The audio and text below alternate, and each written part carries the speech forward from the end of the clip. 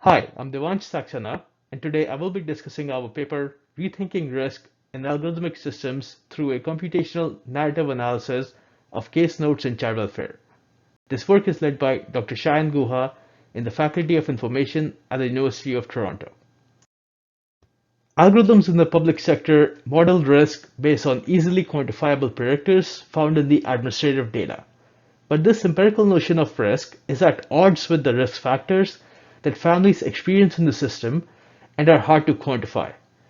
These factors also impact the caseworkers' decision-making processes, and here, caseworkers' narratives offer a more credible source of information and capture the risk, protective, systemic, and procedural factors that the families experience.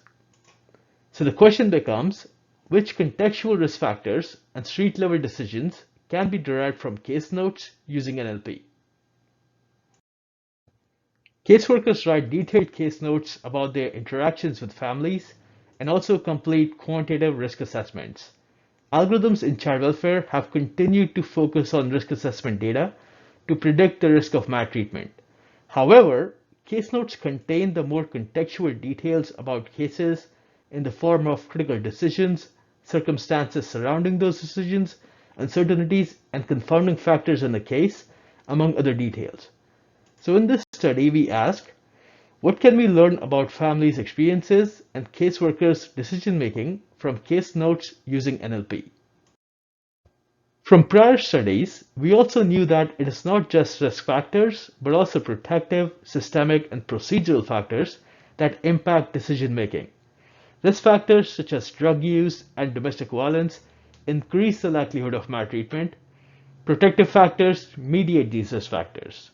Systemic factors are the socioeconomic factors that impact low-income families, such as housing and access to healthcare. Procedural factors are the legislative constraints within which all decisions must be made. This is supported by Austin et al.'s socio-ecological model of well-being, cited below. Going forward, I will refer to it as the four-factor theory. So to unpack this decision-making ecosystem, we ask the following research questions. Which factors in the child welfare ecosystem directly impact street-level decision-making and family well-being? How do these critical factors interact, and what is the impact of this interplay on decision-making? How do these critical factors fluctuate and mediate each other throughout the life of child welfare cases? First, let's talk about how risk is empirically quantified in predictive risk models. To begin with, risk of maltreatment is actually a composite of three different outcomes. 75% of cases in child welfare are cases of neglect, for example, poor dental health. Then 17% of cases involve physical abuse and 8% involve sexual abuse. The predictors that algorithms often use are associated with the family's prior involvement with public services. And finally, risk of maltreatment is predicted using proxy outcomes of risk of re-referral or likelihood of placement in foster care within 2 years.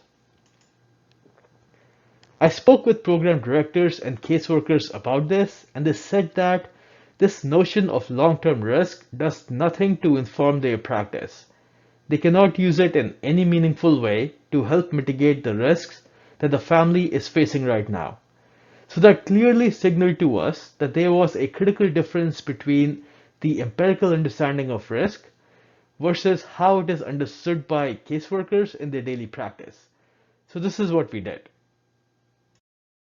We analyzed case notes written by the family preservation team.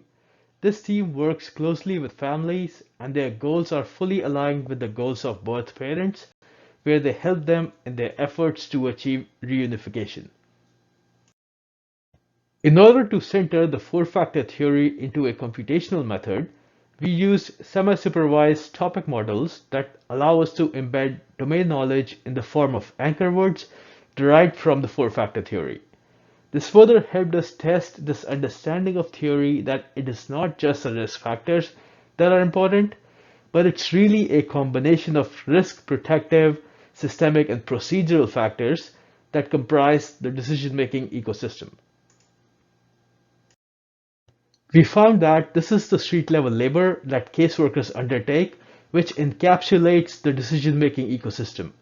It can be clearly divided into managing risk and protective factors and managing systemic and procedural factors. Next, we also conducted qualitative coding of these factors to understand how the different factors related to risk factors.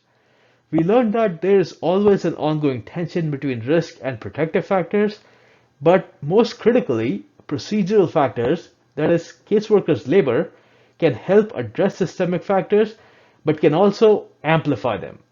Let me share one exemplar case note. Family preservation specialist discussed the incident that resulted in CPS involvement, which started because child ran away due to not wanting to complete his punishment. FPS went over teaching responsibility to children and how to practice effective discipline. FPS discussed therapy and alcohol and other drug services with the parent. So this case note made no sense to me. If the target problem was that the child ran away, parenting classes make sense, but why is the parent also in court ordered therapy and alcohol and drug services? I asked the program director about this, and turns out that regardless of the target problem, the court uses a cookie cutter approach where all parents are referred to parenting classes, therapy, drug and alcohol services. Here, parents have no agency and have to accept the services offered to them, and consequently, more data is collected about them. This is also the data that risk prediction algorithms use. So through this study, we uncover more evidence about street-level practices and why predicting risk is deeply problematic and leads to over-surveillance of families. We also plotted these topics over time to understand how critical factors fluctuate and mediate each other throughout the life of cases. Let's start with this graph of just the trends in risk factors. From the get-go, this problematizes the notion of risk as a static construct. Risk factors such as domestic violence, need for medical services, arise but are also mitigated. Also, no temporal point estimate of risk offers a true picture of what is going on in the case. But this is not the complete picture. Risk factors are continually mediated by the development of protective factors, parents learning better parenting skills and learning to lean on their social support system.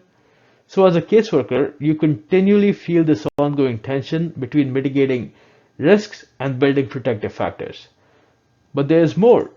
There are systemic factors such as loss of employment, housing, inability to find medical services that also arise for low-income families. And finally, procedural factors. Completing all court requirements while maintaining full-time employment puts parents under high stress and higher likelihood of them making mistakes. I spoke with the program director about these trends, and she said that this is exactly what uncertainty in decision-making looks like. There is always an ongoing tension between these factors. Now in machine learning, we often talk about data and model uncertainties, but this is what uncertainty in decision-making looks like as a result of fluctuating factors. Even a post-hoc analysis of these cases revealed that uncertainty persists, even at case closure, about the long-term well-being of a family. And this is why so many cases are also re-referred back to the agency.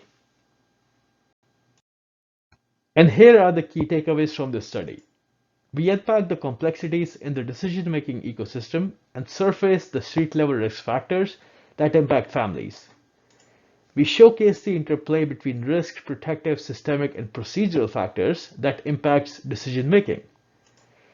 We highlight the uncertainties and confounding factors that arise in practice as a result of fluctuating and competing factors. Finally, we show how procedural factors can amplify risk factors such that families are over-surveilled and lack agency in decision-making. Thank you. Please reach out to us if you have any questions about this work.